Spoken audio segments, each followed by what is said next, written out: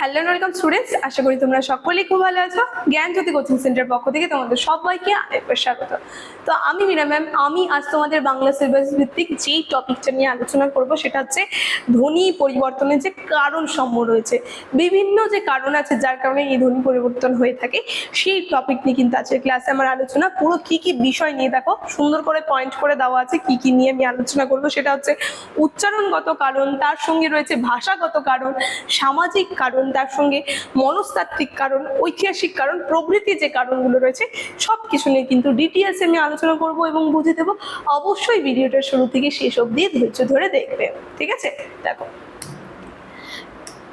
আলোচনার বিষয় শুরু করার আগে খুবই একটা গুরুত্বপূর্ণ ইনফরমেশন তোমাদেরকে দিয়ে যাই। তোমরা যারা যা ভাবছো এই সেমিস্টারে আমাদের সঙ্গে অনলাইন ক্লাস বা নোটসের জন্য যোগাযোগ করবে, তাদেরকে বলে দিই বোর্ডের কর্নারে দুটি নাম্বার দেওয়া আছে, ঠিক আছে? এই নাম্বার দুটি হচ্ছে আমাদের Gyanjyoti coaching centre official helpline number. যে কোনো একটি নাম্বারের মধ্যে কল করে নিয়ে কিন্তু আমাদের সঙ্গে সরাসরি যোগাযোগ করে নিতে পারো।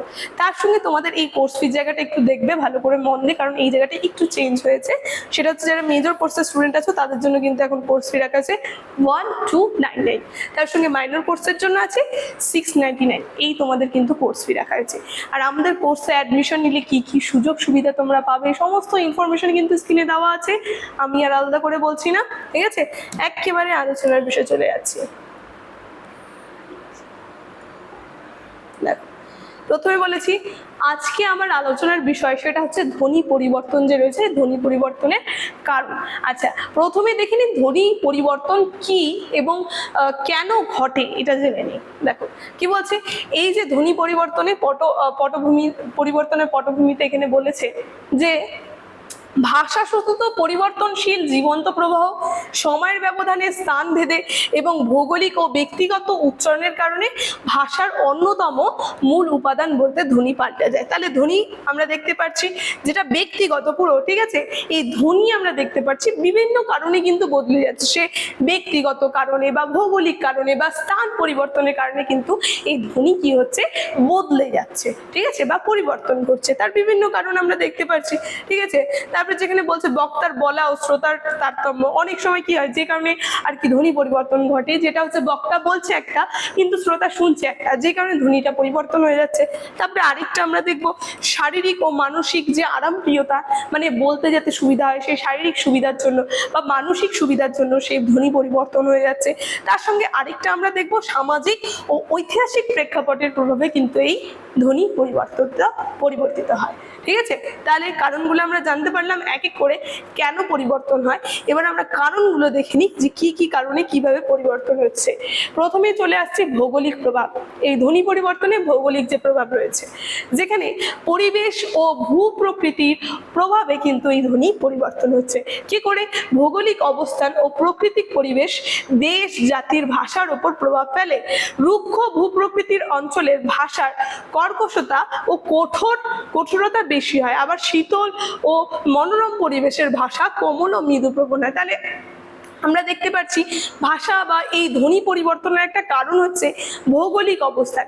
যেখানে আর কি জলবায়ু খুব ঠান্ডা হয়, মনোরম হয়, সেখানে ধ্বনিগুলো কিন্তু খুব আর কি আমরা দেখতে পাচ্ছি কোমল মৃদুপ্রবণ হয়। আবার যেখানে খুব আর কি রুক্ষ শুষ্ক ভূপ্রকৃতি হয়, সেখানে কিন্তু আমরা দেখব যে ভাষা সেটা কিন্তু কি হয়, খুব রুক্ষ শুষ্ক বলতে কঠোরতা কিন্তু বেশি থাকে সেই ভাষার মধ্যে। এইভাবে কিন্তু ভৌগোলিক কারণে আমরা দেখতে পাচ্ছি ভাষার পরিবর্তন হচ্ছে। যেখানে আমরা কি দেখবো, এই যে উদাহরণে খুব সুন্দরভাবে বলছে জার্মান ও ইংরেজি ভাষা অপেক্ষা ফরাসি ও ইতালি ভাষা কিন্তু বেশি মৃদু আর কোমল শোনা যায়, ঠিক আছে? তারপরে আরেকটা বলেছে ভাষাতাত্ত্বিক তাৎপর্য, আবহাওয়া ও যান্ত্রিক অভিযোজন, যার কারণে কিন্তু আমরা দেখবো এই ধ্বনির পরিবর্তন হচ্ছে, ঠিক আছে? তারপরে দেখো, তারপরে চলে যাচ্ছি আরেকটা কারণে, যেখানে আমরা দেখব অন্য জাতির প্রভাবের কারণেও কিন্তু এই ধ্বনি পরিবর্তন হচ্ছে। কি করে?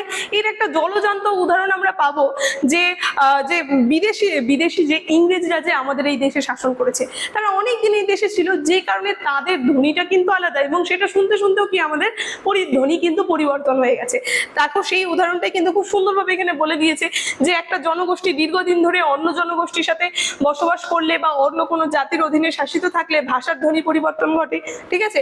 এবং এতে বিদেশি ধ্বনির আদান প্রদান ও গ্রহণ বর্জন সাধিত হয়। উচ্চারণে যদি আমরা বলি, দেখো এখানে খুব সুন্দরভাবে বলছে দীর্ঘকাল ইংরেজ শাসনের ফলে অসংখ্য ইংরেজি শব্দ কিন্তু এই বাংলা ধ্বনির স্থান মিশে গেছে। ঠিক আছে, একটুক্ষণ আগে যে উদাহরণটা আমি বললাম। দেখো তারপরে আরেকটা কারণ আমরা দেখব, সেটা হচ্ছে অনুকরণের অক্ষমতা। যেখানে অনুকরণ ত্রুটি ও অশিক্ষাজনিত অক্ষমতায় কিন্তু এই ধ্বনি পরিবর্তন হয়, মানে যারা একটু কম শিক্ষিত তাদের ধ্বনিটা কিন্তু একটু পরিবর্তিত হয়ে যায়।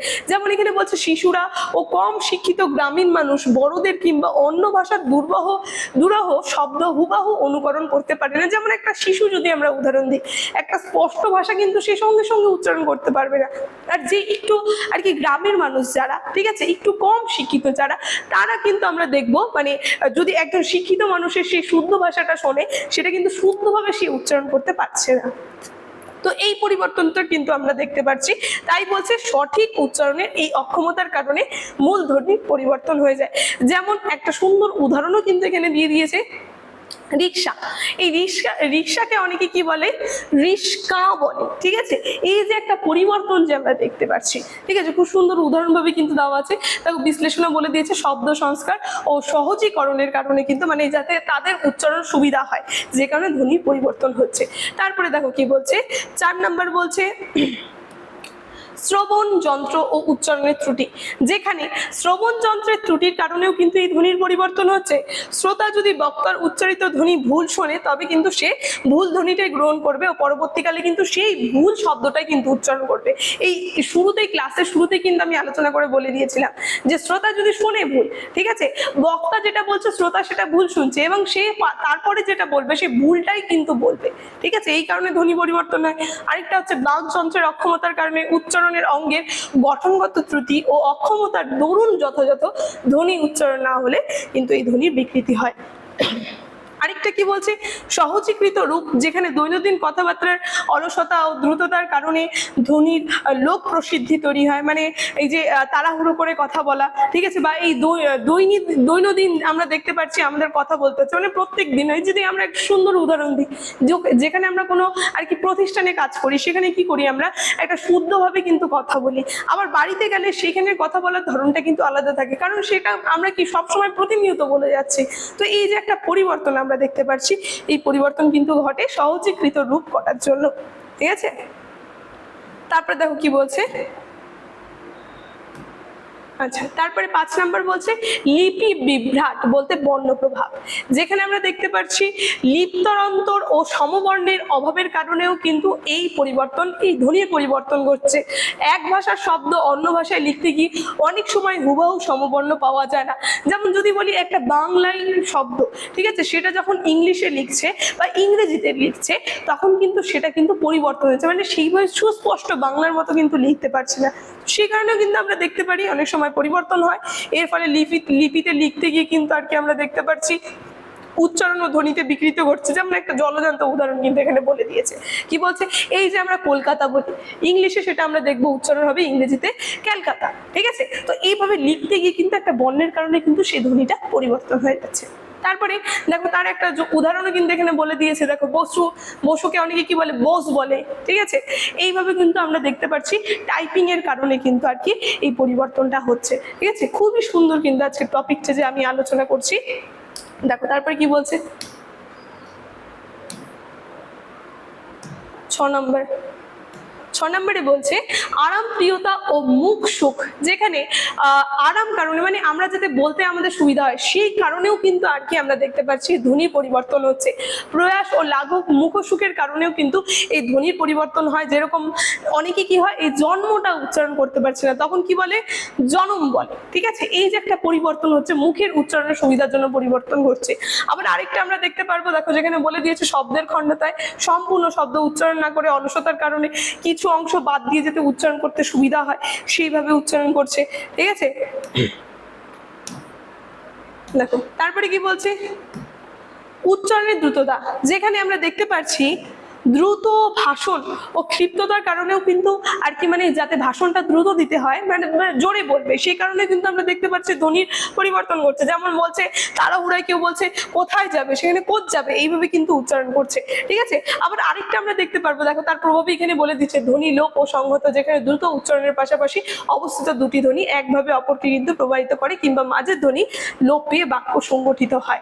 ঠিক আছে, দেখো তারপরে লাস্ট আলোচনার বিষয়, যেখানে 8 নম্বরে কি বলছে, যে অনন্য মনস্তাত্ত্বিক ও ভাষাতাত্ত্বিক কারণ, যেখানে শ্বাসাঘাত ও ছন্দের কারণে কিন্তু এই ধ্বনি পরিবর্তন হচ্ছে। কি বলছে, শব্দের কোনো নির্দিষ্ট অক্ষরের উপর জোর দিয়ে দেওয়ার কারণে কিংবা কবিতার মাত্রা বজায় রাখতে গিয়ে সেই ধ্বনির পরিবর্তন হয়ে যাচ্ছে। ঠিক আছে, মানে শ্বাসাঘাতে যে শ্বাস দিয়ে যে আমরা উচ্চারণ করছি, সেখানের কারণে কিন্তু আমরা দেখতে পাচ্ছি এই ধ্বনির পরিবর্তন ঘটছে। তারপরে লোক নিরুক্তি সাদৃশ্যের কারণেও কিন্তু এই ধ্বনির পরিবর্তন ঘটে। আবার আমরা দেখবো ভাব ও প্রবণতার কুসংস্কারের কারণেও কিন্তু এই ধ্বনির পরিবর্তন ঘটে। তো পুরো ডিটেইলসে কিন্তু আজকের এই টপিকটা নিয়ে আমি আলোচনা করলাম। এক এক করে প্রথম থেকে কিন্তু তোমরা দেখে নিতে পারো আজকের যে আলোচনার টপিকটা, খুবই সুন্দর কিন্তু ছিল আজকের আলোচনার টপিকটা। দেখো